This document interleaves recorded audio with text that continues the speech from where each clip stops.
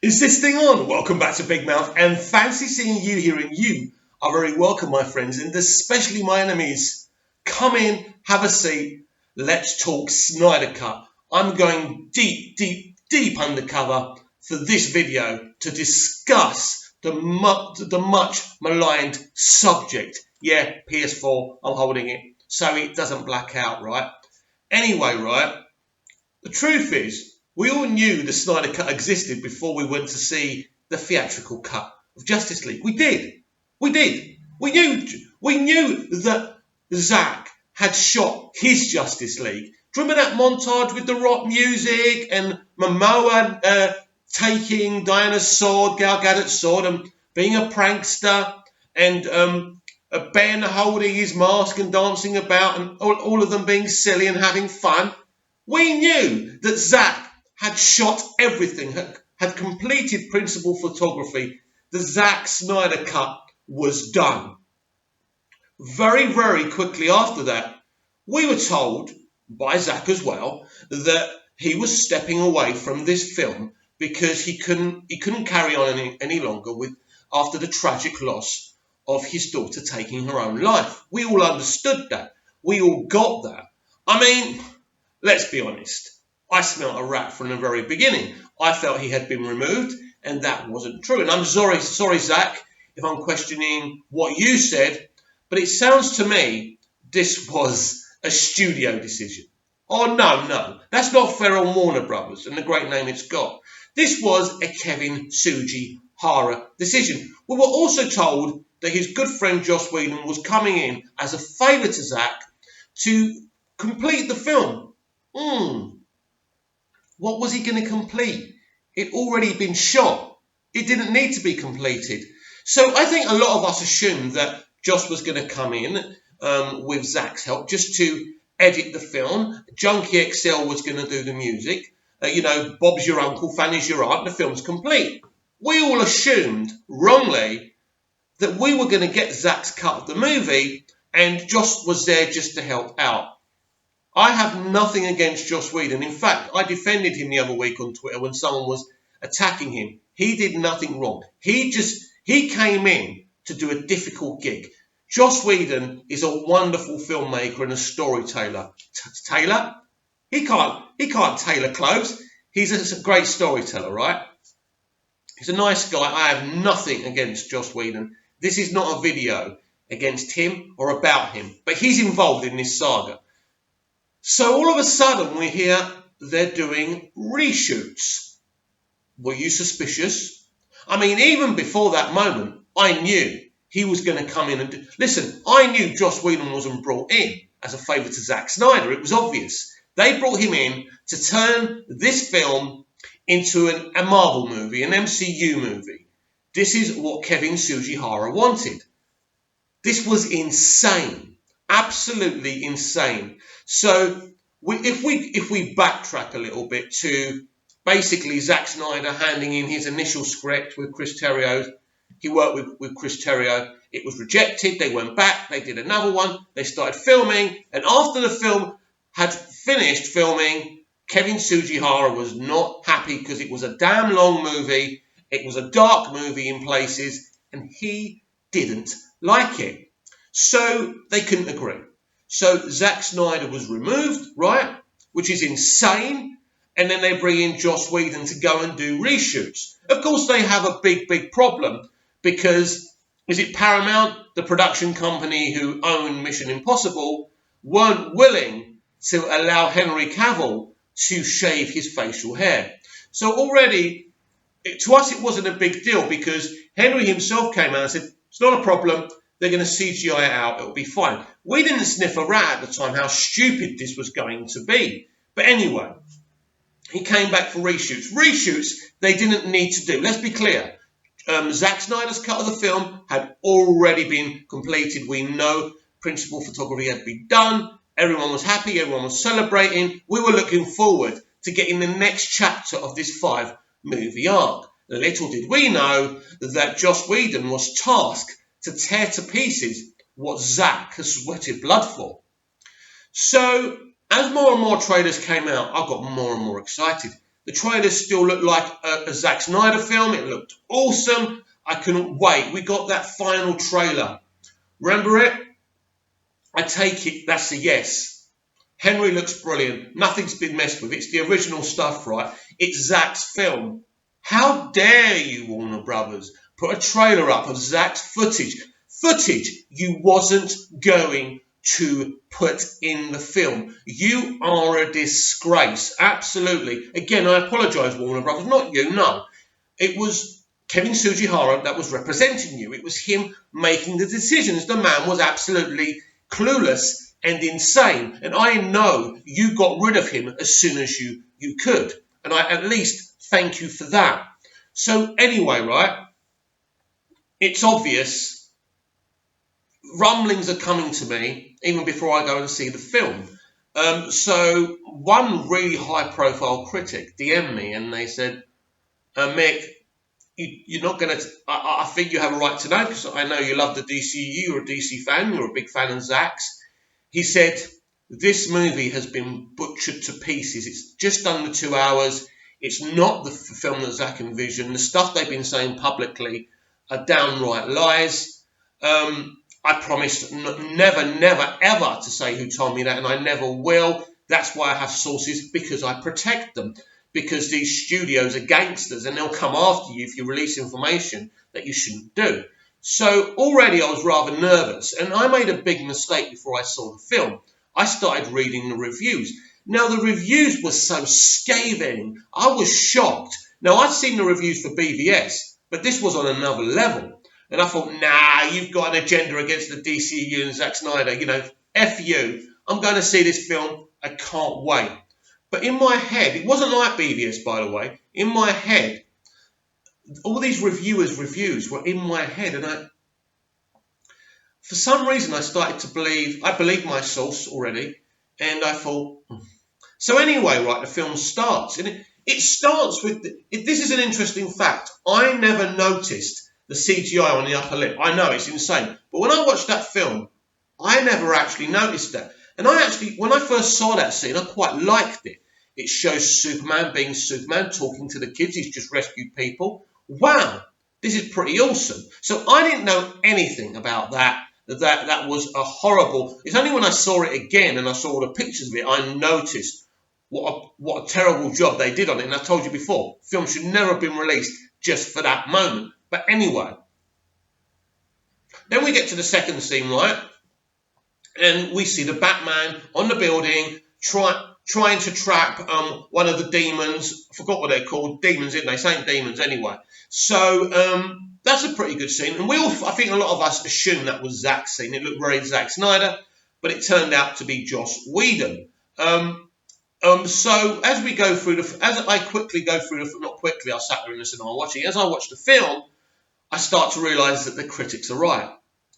This is not a Zack Snyder film. This is a car crash. There's some great moments in the film that I really enjoyed. But ultimately, you knew that this was a dumbed down film. I've mentioned this before. I came out of the cinema. I was heartbroken. The taxi driver asked me if I enjoyed the film. I lied and said yes. But my heart was pounding. I was devastated. Devastated, I tell you. I was so upset. So depressed.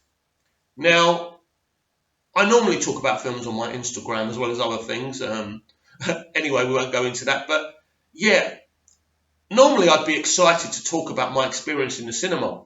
I really didn't want to do it. I didn't want to slate this franchise. Let me tell you how I felt. I felt like I never wanted to watch another DCEU film again.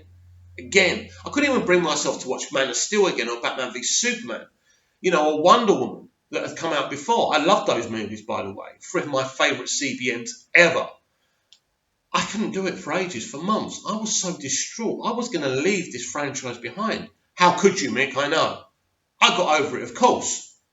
But I did that night go on Instagram and I did about 10, 15 videos about it because each video is a minute long, isn't it?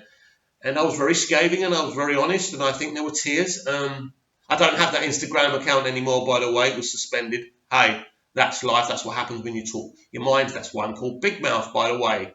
because I don't think about what I say. This is not scripted. I'm just talking. So look, I was home alone. My family were in the UK, and yeah, I was very depressed. I was very depressed. I was very upset. In fact, I was inconsolable. And you'll say, well, Mick, it's only a film. But, you know, I've grown up watching films. Superman's my favourite character. DC, I love DC. I'd invested myself, just like I did with Smallville. And how gutted I was when the Smallville series finale, I saw that as a betrayal, as much of a betrayal as the theatrical cut of Justice League.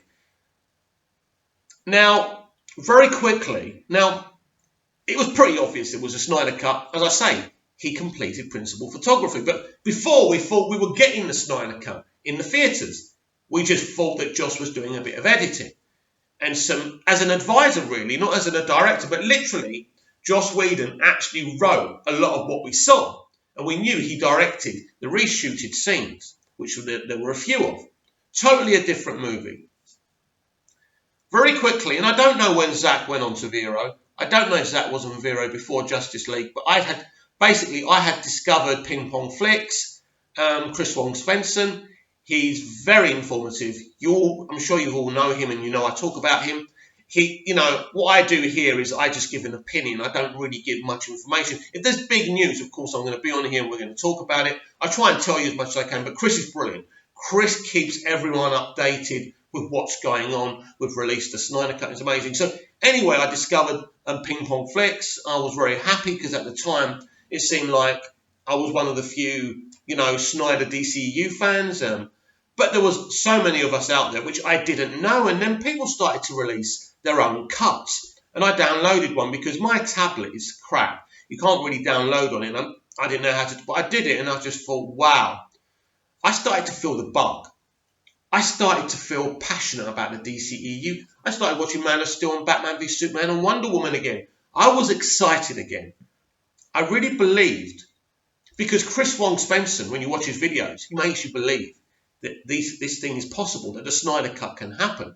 It's his enthusiasm and his love for what Snyder's done and DC in general that's infectious. And I thank you for that, Chris. So we have been on a long journey, really. Just recently, we found out that actually Darkseid was going to be in this movie, but not as a cameo. This character, this awesome, probably the greatest supervillain in the DC mythos, was going to be very much involved in this film. And it wasn't just Steppenwolf. And we were going to know, in the Snyder Cut, we would have known the relationship between Steppenwolf and Darkseid. And that's a great, complex relationship. Those guys don't like each other. And all Steppenwolf really wants to do is to gain the power to wipe out Darkseid. We didn't know any of that in this cut. It was ridiculous. I thought the actor who played Steppenwolf did a great job. He was very menacing. I liked him. I know he was meant to be more of a darker voice. It was even going to be even more darker in tone if Zack Snyder got his way. But he still did a great job, and credit's where credit's due.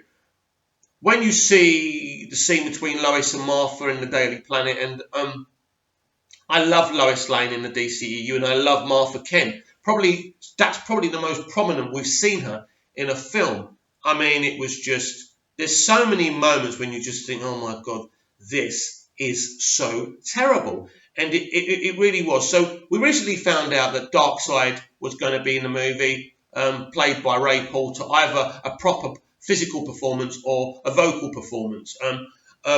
Ray Porter, I've gone back to investigate him, really talented guy as well. You don't have to be famous to be in a superhero film, for crying out loud. But we've all of a sudden, since Ray Porter, found out many, many uncredited actors who were part of the Snyder Cut haven't been credited, which is obviously disgusting. But also, this now puts a lot of pressure on Warner Brothers. But this released the Snyder Cut fight that we've all been taken a part of for a very long time. It's a fight. Sometimes I think it's going to be a longer fight. Sometimes I think it's going to be a shorter fight. Nobody really knows what Warner Brothers are thinking. Are we pressuring them? Are we winning? I think we are winning. I think there have been times where they've won, but then we've come back again. I would implore people not to give up, never to give up on this fight. We kind of know that there's a similar situation in film history. Richard Donner was sacked from Superman 2, but he had completed 70% of the film. And then Richard Lester went back, shot lots of his bits, blah, blah, blah. His film came out, Donner's didn't. And then 30 years later, we got the Donner cut. But there was never a complete Donner cut, so they had to do what they had to do. Him and Richard Chew did their best to complete the cut. But the difference is there is a complete Justice League movie directed and co-written by Zack Snyder and also co-written by Chris Terrio. This was going to be one of the greatest comic book movies you ever saw. That's if you don't like seeing sitcoms. This was going to be serious. This was going to be awesome. This was going to be a great continuation from not only Man of Steel and Batman v Superman, but from Wonder Woman as well. Now, there's so many things we still don't know. We don't know if Lex Luthor was going to be in this movie. I would have liked him to be in this movie, by the way, because he's the one who has called Darkseid and made Darkseid aware of Earth. He struck a deal with him in Batman v Superman. That was off screen. We didn't see that, but you didn't need to see that. This was a very exciting project. But the reality is this. From the response of Man of Steel to Batman v Superman that were very divisive, Warner Brothers were getting nervous. Again, I strike that. Kevin Sugihara was getting very, very nervous. And it wasn't really him who ever wanted Zack Snyder to be running these films. It was Christopher Nolan. Unfortunately for Sugihara, Chris Nolan had more power at the studio than he did. And he didn't like that. In fact, Nolan went as far with the shooting of Man of Steel, not letting anyone interfere. He literally was a bodyguard on the set, making sure no one messed with what Zack was trying to do. So this is why there's never been talk of a Man of Steel director's cut, because that's Zack's movie. I mean, there's always scenes that don't make it that you can create an extended edition, but it would just be over milking the cow. Man of Steel is perfect. It's the movie Zack wanted, no issue. Batman v Superman was hugely edited because of Sugihara. And then we got the extended edition, which is absolutely fantastic.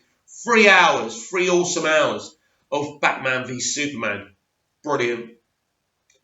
So then we come to this Justice League movie, which is, they're literally working on it while BVS is in theatres.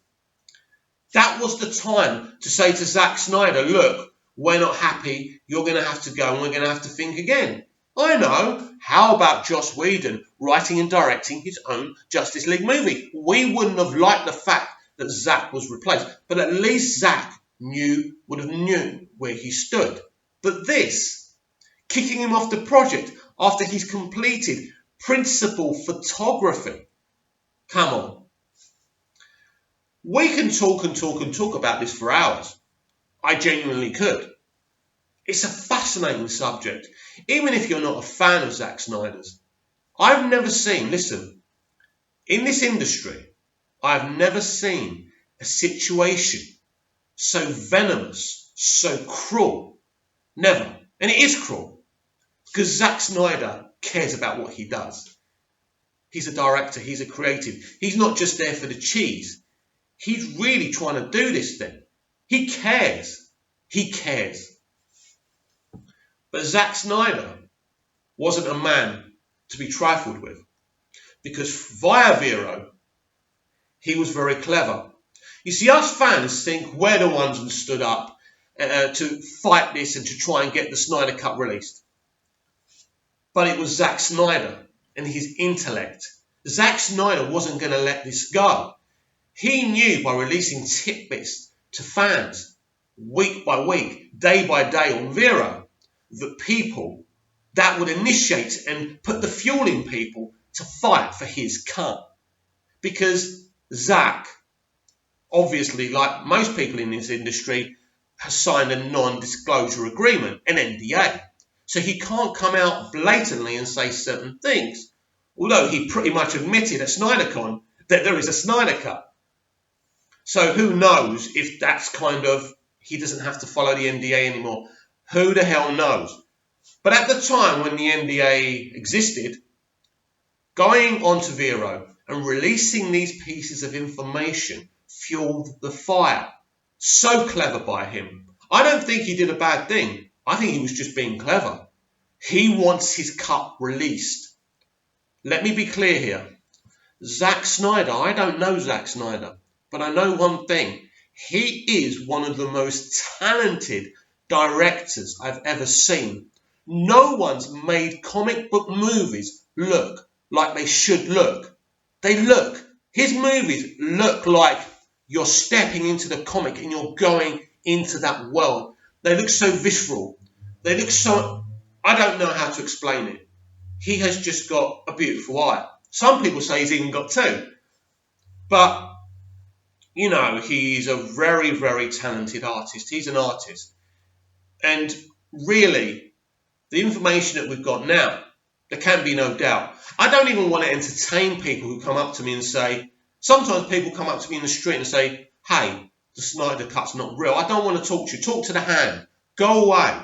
I don't want to talk to you because I know, we all know the Snyder Cut exists. And when you come up to me and say that, you're just doing it for a reaction. You know it exists. You know it should be released. Stop pretending.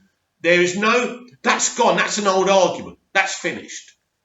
The question is now, will Warner Brothers allow the Snyder Cut to be released? So in 2 days' time, this video thing's been implemented by a lot of people who kind of are the head people who are running the fight to get the Snyder Cut released. I mean, there's no lieutenants or anything. We're all on a level playing field, of course. But the idea has come out for everyone to do videos on the 22nd and tag Warner Brothers, Warner Media, Walter Hamada, whoever, right? And I'll be part of that. I won't do it on here. I will do it on my Instagram, a 30-second video. I would like to make it a bit longer, a minute, but we'll see how it goes. This is how we keep on fighting. This is no longer a futile fight. When this first started, people thought we were just a bunch of fools who couldn't take that our favourite director had been sacked. Let me be clear here. I'm a DC fan. I'm a Batman fan. I'm a Superman fan. I love all the characters in this universe. My first cause of fault is towards DC and these characters and seeing the best movies possible. That's what I care about. I love Zack Snyder, but I've never put my respect and love for his art above these superheroes and their movies. That's what I care about the most. And Zack Snyder was perfect for these films. They looked amazing. They were amazing. They were compelling and robust movies. He made these characters like gladiators, like the old type of gladiators. And it was brilliant. Brilliant. But apparently, everything has to be like the Marvel universe. Everything has to be funny, it has to be generic, and you have to forget about them straight after you've seen them. What a sad world we live in. But all of a sudden, maybe Warner Brothers are not just thinking about catching up with Disney. They're not just thinking about box office. Let me tell you something that a low-level employee at Warner Brothers told me after Warner Brothers read all the reviews for Shazam. They were so happy, so happy. And even when they read kind of the box office projections, which have come to light, this is what someone told me who's involved. They said to me that the top brass at Warner Brothers always knew the box office that Shazam was going to come under. They didn't care. Because they're more focused on now having people who love their films. It's the reaction from the fans they're most happy about, I've been told. And that's fantastic. What does that tell me now? That there's a big opportunity for the Snyder Cut to be released.